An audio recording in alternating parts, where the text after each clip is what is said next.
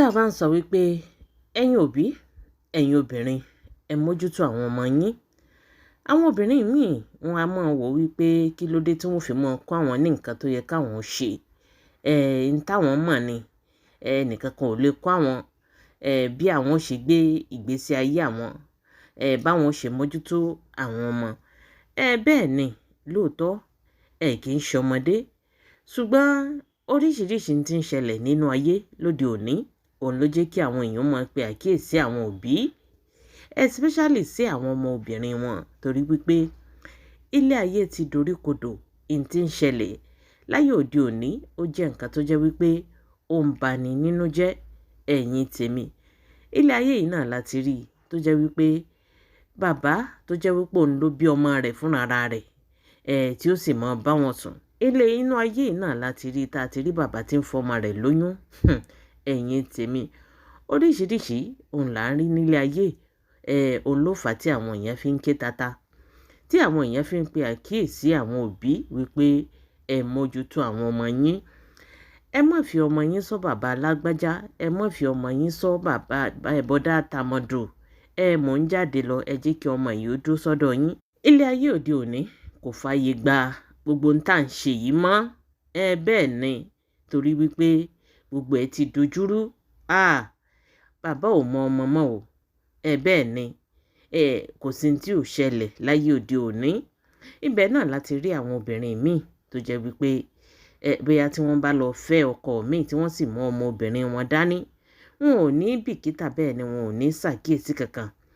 N tí ọkọ tí wọ́n fẹ́ yìí ti ń fojú ọmọ wọn obìnrin rí, wọn ò ní bìkítà. Kódà kí irú ọmọ bẹ́ẹ̀ kó tún wá pe ìyá rẹ̀ jókòó kó ṣàlàyé wípé n tí bá ọkọ rẹ ti ń ṣe fún mi ní. Ọ̀pọ̀lọpọ̀ irú àwọn òbí bẹ́ẹ̀ ni wọ́n máa ń sọ fún ọmọ wọn wípé kó gbẹnu dákẹ́. Kó ṣe ní òkú òru, kò gbọdọ̀ jẹ́ kí ẹnìkan kan ó gbọ́ níta. Wọ́n ti gbàgbé wípé ilé ayé irú ọmọ bẹ́ẹ̀ ò ní wọ́n ń bàjẹ́. Bí ọmọ yìí ò bá lè ṣe nǹkan kan fún ìwọ òbí, ó ti gbàgbé wípé ó ní ẹlẹ́dàá tiẹ̀. Bẹ́ẹ̀ ni, bọ́ba yìí ò rí ọ, tọ̀run mọ̀ ń wò ọ́, tó bá wò wípé o lè yan ẹlẹ́dàá ọmọ yìí jẹ. Kí ọkọ tó fẹ́ kó máa ṣe báṣubàṣu, kẹ́nìkan kó mọ̀ gbọ́, kó jẹ́ kó mọ láàrin ìwọ àti òun àtọkọ rẹ. N tó léwu pátápátá gbà ni ẹlẹ́dàá ọmọ yìí yóò mọ̀ fìyà jẹ ọ́, bó fẹ́ bó kọ̀ lọ́jọ́ kan. Àbẹ́ẹ̀rí oríṣiríṣi òun là ń rí tí ń ṣẹlẹ̀ nílé ayé pẹ̀lú àwọn ọmọ obìnrin. Èyí tí ọ̀pọ̀lọpọ̀ òbí èyí tí wọ́n lọ fi ń fẹ́ ọkùnrin míì, kódà yàtọ̀ fún ẹni tí èṣe wípé òun ló bí gan. Wà á ti rí oríṣiríṣi tó jẹ́ pé òun ló bímọ rẹ̀ fúnra rẹ̀ bàbá, tí ó sì máa kírú àwọn ọmọ bẹ́ẹ̀, tí ó sì máa kì wọ́n mọ́lẹ̀, tí wọ́n máa bá wọn sùn, tí wọ́n máa fún wọn lóyún. Bẹ́ẹ̀ ni, ibi tí ilé ayé òun bàjẹ́ dé, òun lè rí yìí o.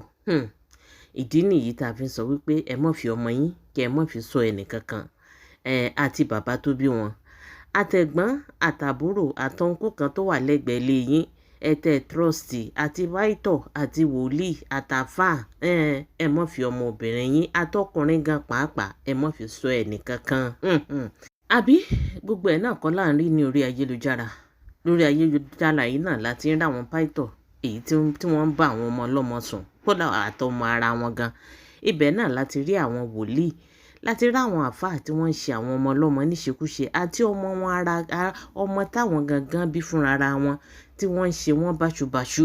Ilé ayé yìí náà láti rí kí láti rí tán. Àtọmọ òòjọ́, ọmọ ọdún kan, ọmọ ọdún méjì, ọmọ ọdún mẹ́ta, kò ní àwọn èèyàn burúkú yìí, àwọn èèyàn oníṣẹ́ ibi yìí kò ní wọ́n lára láti ṣe báṣubàṣu o. Ẹ̀yin èèyàn, mẹ́wàá máa ń ṣẹlẹ̀ nílé ayé, mẹ́wàá ń ṣẹlẹ̀ ní dúníyàn. Ìwọ obìnrin tó bá ti mọ̀ wípé ó lọ́mọ obìnrin lọ́wọ́, tójú tìyẹ́ ó ní àparò fi ń rìnà o. Mọ́ sùn gbàgbé, mọ́ sùn àsùnwọ̀ra àti bàbá tó bí wọn, àti èyí tí èṣe bàbá tó bí wọn gan. Ẹ jẹ́ kí ojú rẹ báyìí kó máa wà lára wọn. Bóyá tó bá tají lóru, lọ wò wọ́n sí wọ́n wà nínú yàrá wọn. Kí ni tí ń ṣe wọ́n? Kí ni tí wọ́n ń ṣe? Máa ṣàkíyèsí. Ilé ayé yìí ó ti burú ju bá a ṣe lérò lọ. Tí wọ́n bá jáde, bọ́dá tó wà lẹ́gbẹ̀ẹ́ ilé rẹ̀, àwọn àtàwọn ọmọ obìnrin rẹ̀, irú àrà wo ni wọ́n ń dánwò? irú eré ipá wo ni wọ́n ń ṣe. Gbogbo eléyìí ẹ̀yin obìnrin ẹ jẹ́ ká máa mójútó wọn, ẹ jẹ́ ká máa ṣàkíyèsí. Èmi ò ráyè, iṣẹ́ ni mò ń ṣe látàárọ̀ títí dálẹ̀. Tí ayé àwọn ọmọ yìí bá bàjẹ́, wọ́n mọ̀ bí ó léèrè, ìwọ ni wọ́n kọ́kọ́ bí pé bó ló ṣiṣẹ́. Mọ́ kó tó wá di wípé gbogbo nǹkan ó bàjẹ́ tí ò ní ní àtúnṣe mọ́, ó là ṣe ń pariwo, ó là ṣe ń ké wípé nǹkan ṣẹlẹ̀ nílé ayé. Ṣadédé la rí Just Adétóun èyí tó pariwo síta sí Gọ́vnà Babátúndé Sanwó-Olú wípé ọmọ wọn kan ó ti sọnù, pé wọn ò bá wọn wá ọmọ 13 years. Mẹ́wàá mọ̀ ṣẹlẹ̀. Ǹjẹ́ ẹ jẹ́ mọ̀ wípé bàbá ọmọ yìí ó bá ọmọ yìí sùn títí tó fi lóyún. Ṣùgbọ́n ó wá ní kó lọ ṣe oyún náà. Títí bá a ṣe ń sọ̀rọ̀ yìí, wọ́n ti lọ gbé ọmọ yìí pamọ́ o. Bóyá wọ́n ti wá ṣẹ́ oyún fún ọmọ yìí, bóyá wọn ò ṣẹ́yún fún un, bóyá wọ́n tiẹ̀ ti wá pa gan pàápàá àti ẹ̀ tí ìmọ̀ràn tí wọ́n fi dá báyìí. Ẹ̀yin tèmi ní bàbá tó bí ọmọ rẹ̀ nínú fúnra rẹ̀. Ẹ wò nílùú Èkó ó ní ìṣẹ̀lẹ̀ yìí tó ti ṣẹlẹ̀. Just Adétóun ti pariwo síta sí bàbá Jídé Sanwó-Olú wípé àfi kí wọ́n wọ́ ọmọ yìí jáde o. Ó ní láì ṣe wípé wọ́n wọ́ ọmọ yìí jáde, ó ní nǹkan ó ṣẹlẹ̀. Ẹ̀yin tèmi mẹ́wàá ń ṣẹlẹ̀ nílé ayé sẹ̀. Ẹ wò ẹ jẹ́ ká gbọ́rọ̀ lẹ́nu Just Adétóun nínú fídíò èyí tó ṣe yìí, tó sì jẹ́ wípé nígbà tí mo gbọ́ ó mà bà mí nínú jẹ́ o. Bẹ́ẹ̀ ni fún tá a rí ní ayé òde òní tí ń ṣẹlẹ̀. Àwọn èèyàn wá ní ẹ̀mí Ọlọ́run mọ́. Ẹ̀mí èṣù ni wá ń jọba nínú ayé àwọn èèyàn báyìí. Kò sí tí wọn ò lè ṣe, kò sí tí wọn ò lè dá lára. Wọn ò tiẹ̀ ní ẹ̀rí ọkàn rárá bó ti wulẹ̀ kó mọ. Ó mọ̀ ṣe o. Ẹ jẹ́ ká gbọ́rọ̀ lẹ́nu Just Adétóun n tó sọ nínú fídíò yìí.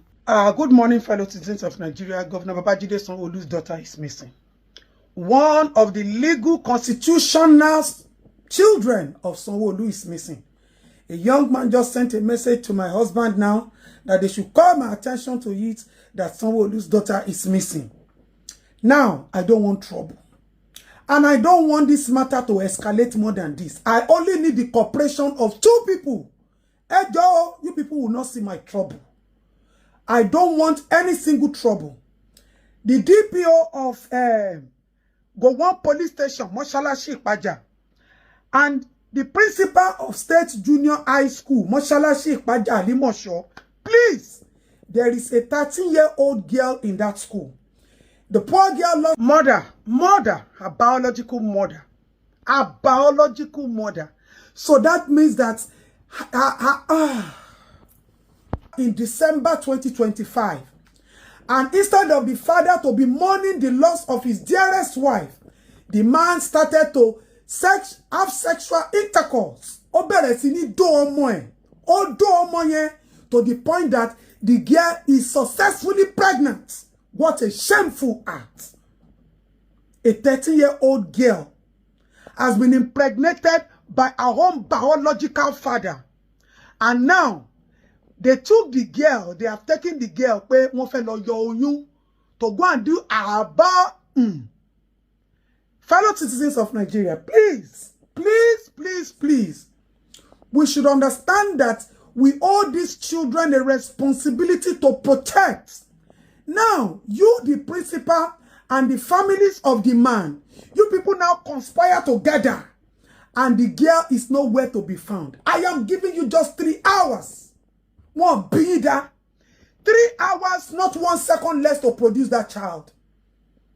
The fact that that girl is not even anywhere to be found is even mentally traumatizing. And you people are hiding it. You are conspiring together, a principal of a school, aiding and abetting such crime. And the child is nowhere to be found. Every single child is in custody of state governments. The governor of every state is the chief security officer. The lives of every citizen is the responsibility of the governor. And I am asking that where's Sanwo-Olu's daughter? You people should produce that girl by 12:30. Let me not receive a call that that girl has been handed over to Lagos State Child Protection Unit. I have called the Commissioner of Education. I have called all people involved. I am only giving you till 12:30. That girl must report. It's not. Yeah. 13-year-old. 13. Minor. People are wicked. People are wicked. Biological father.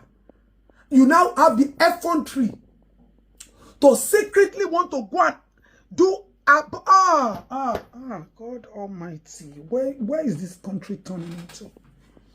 Under our watch in Lagos State, under Lagos State watch, you have the audacity. DPO, produce the girl.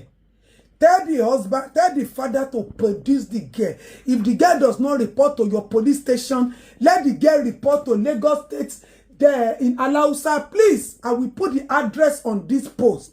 I want to see the girl in either of those two places. Tell Bajabe.